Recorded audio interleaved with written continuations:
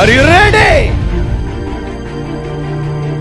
ఈరోజు మన ప్రసంగం అంశం, యేసయ్య ఎందుకు జోక్యం చేసుకోవు. ఈరోజు మన ప్రసంగం అంశం, యేసయ్య ఎందుకు జోక్యం చేసుకోవు.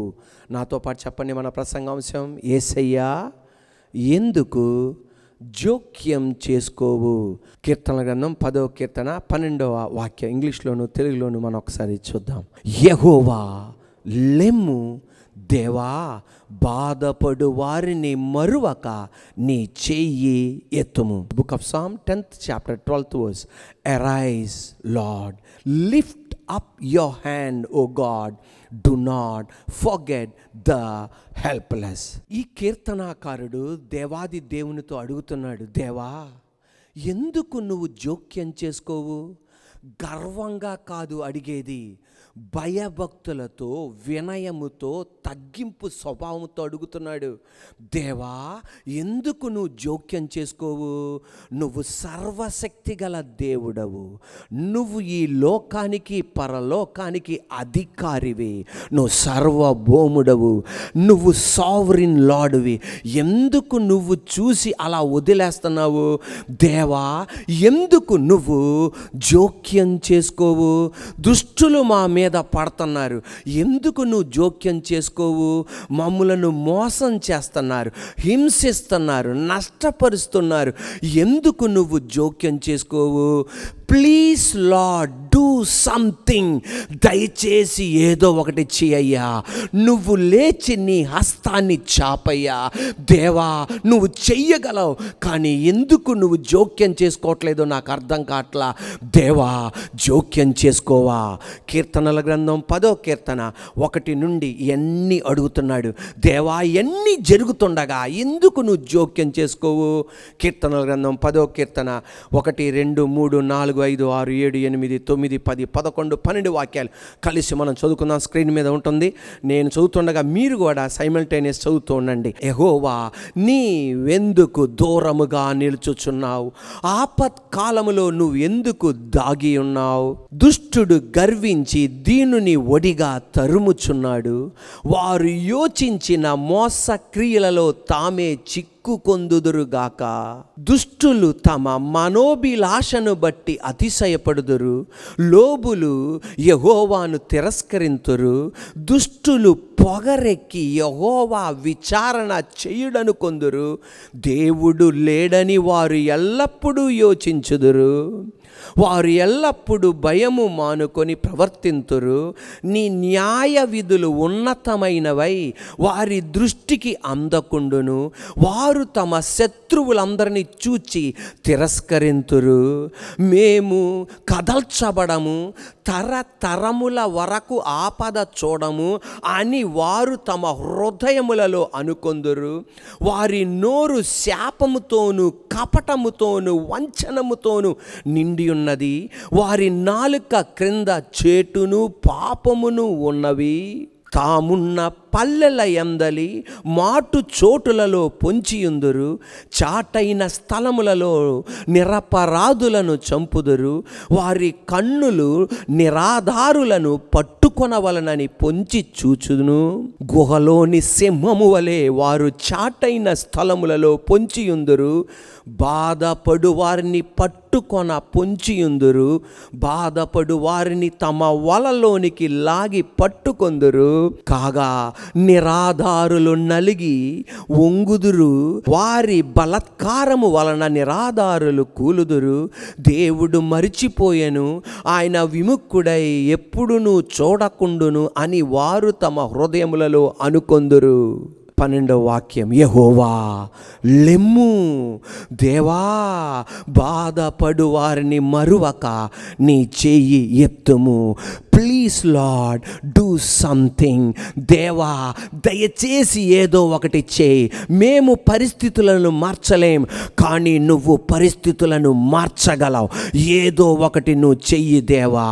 దేవుని బిడ్డలారా, అనేక మంది భక్తులు దేవుని అడిగారు, ప్లీజ్ లార్డ్ డూ సంథింగ్, ఏదో ఒకటి చేయి. కొంతమందికి దేవుడు వెంటనే జవాబిచ్చాడు, కొంతమందికి దేవుడు ఆలస్యంగా ఇచ్చాడు, కొంతమందికి వేచి ఉండమన్నాడు, కొంతమందికి ఇప్పుడు కాదు తర్వాత అన్నాడు. కానీ కానీ దేవాది దేవుడు వారి అందరి కొరకు దేవుడు జోక్యం చేసుకున్నాడు. సౌలు దావీదుని తరిమి కొడుతున్నాడు.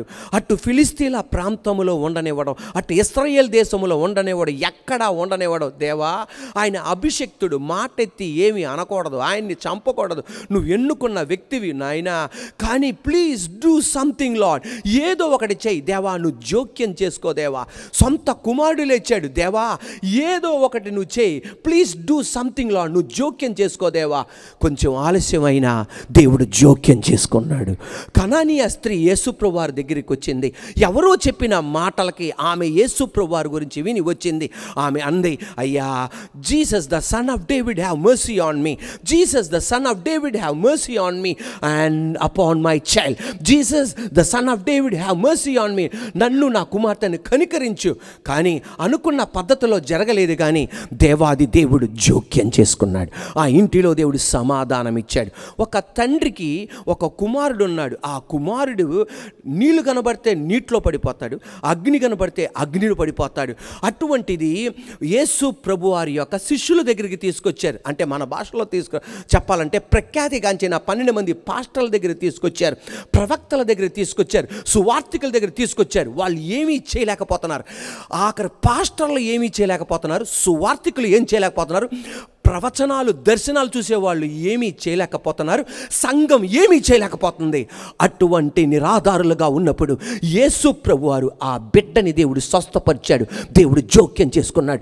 ఈరోజు ఈ కరోనా వైరస్ ఎఫెక్ట్, ఈ పాండమిక్ ఎఫెక్ట్, దైవజనులు ప్రార్థన చేస్తున్నారు, పాస్టర్లు ప్రార్థన చేస్తున్నారు, ప్రవక్తలు ప్రార్థన చేస్తున్నారు, రకరకాల పద్ధతిలో సంఘం ప్రార్థన చేస్తుంది. కానీ అందరూ చేతులు ఎత్తేశారు.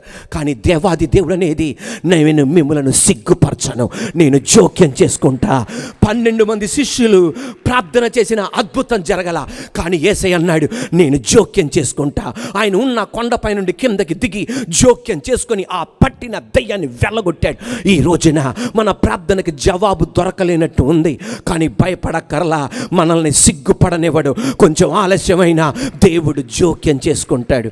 అనుకున్న పద్ధతుల్లో దేవుడు చేయకపోవచ్చు, కానీ దేవుడు చేస్తాడు. సెయింట్ అగస్టీన్ తన ఆటోబయోగ్రఫీలో ఇలా రాశాడు. తన అమ్మ మౌనిక భక్తురాలు, ప్రార్థనాపరురాలు. ఆమె తన కుమారుడు మారాలని ప్రార్థన చేస్తుండేది. ఒకరోజు కుమారుడు చెన్నాడు. వాళ్ళు అప్పుడు సౌత్ ఆఫ్రికాలో ఉండేవాళ్ళు. నేను ఇక్కడ ఉన్నా, నేను రోమ్కి వెళ్ళిపోతా. ఒరే, నేను ఉండగానే నేను ఎంత క్రమశిక్షణ ఉంచినా దారి తప్పి తిరిగావు. నువ్వు రోముకి వెళ్తే విచ్చలవిడి, అడిగేవాడు ఎవడో ఉండడు, తాగుడు, పాపం అన్నీ ఎక్కువ. నువ్వు అక్కడికి వెళ్తే ఏమైపోతావురా బాబు, వెళ్ళొద్దురా అంటే, లేదు నువ్వు వెళ్ళొద్దన్నావు కనుక నేను గ్యారంటీగా వెళ్తాను, అంత ఎదురు మతం అనమాట. నువ్వు వెళ్ళొద్దన్నావు కనుక నేను వెళ్తా. ఇక ఏం చేయాలో ఇంక అర్థం కావట్లా. వారం రోజులు ఉపవాసం ఉందంట, నా బిడ్డ రోముకి వెళ్ళకూడదయ్యా అని. 4 రోజులు ఉపవాసం ఉందంట, నా బిడ్డ రోముకి వెళ్ళకూడదని.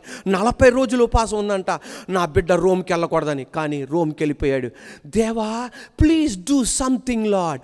ఆ తల్లి అగస్టిన్ వాళ్ళ తల్లి మౌనిక ఇలా ప్రార్థన చేసిందంట, ఏదో ఒకటి చేయి ప్రభువా, ఏంటి నాయనా ఈ నా జీవితం, దేవా నువ్వు జోక్యం చేసుకోవయ్యా.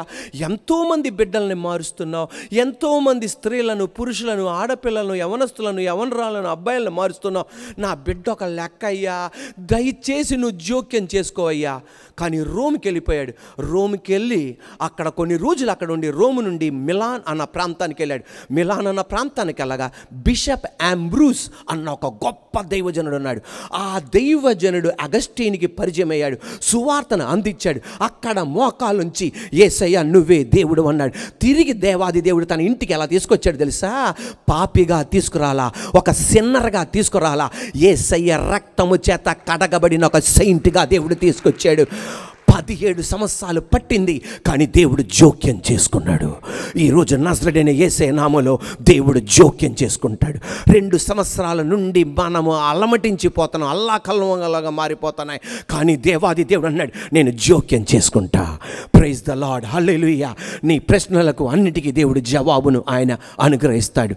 2 చేతులు పైకెత్తి మాట చెప్పండి, యేసయ్యా, యేసయ్యా, please do something Lord. Lord.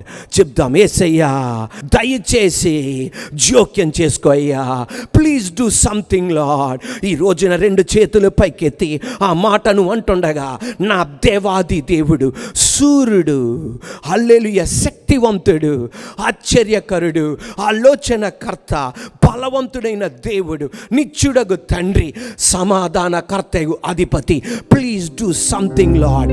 దేవుడు జోక్యం చేసుకొని నీ ఇంటిలో కార్యం చేయను గాక. ఏ విషయములైతే నువ్వు కృంగిపోతున్నావో, ఏ విషయములైతే నలిగిపోతున్నావో, నా దేవుడు he will do great thing. ఆయన దేవుడు కార్యం చేస్తాడు. నిన్ను సిగ్గుపడనివ్వడు, నిన్ను తల వంచనివ్వడు. దేవా డూ సంథింగ్ లార్డ్. దయచేసి నువ్వు కార్యం దయచేయ్యా. ఈ పరిస్థితులకు మార్పు కలగదు నువ్వు జోక్యం చేసుకునే దాకా. హాస్పిటల్లో ఉన్న వ్యక్తికి ఏ మార్పు కలగదు నువ్వు జోక్యం చేసుకునే దాకా. ఊపిరితిత్తులన్నీ 40% పాడైపోయి సాచురేషన్ లెవెల్స్ 54కి వచ్చి 52కి వచ్చి ఎవ్వరు ఏమీ చేయలేరు. Please do something lord. ఈ రోజున దేవాది దేవుడు కార్యం చేయను గాక. కోవిడ్ నుండి బయటకు వచ్చిన వాళ్ళని భద్రపరచండి దేవా. కోవిడ్ అనుభవించిన భద్రపరచండి దేవా. రాకుండా మీరు కాపాడండి. Please do something lord. Hallelujah. Please do something lord.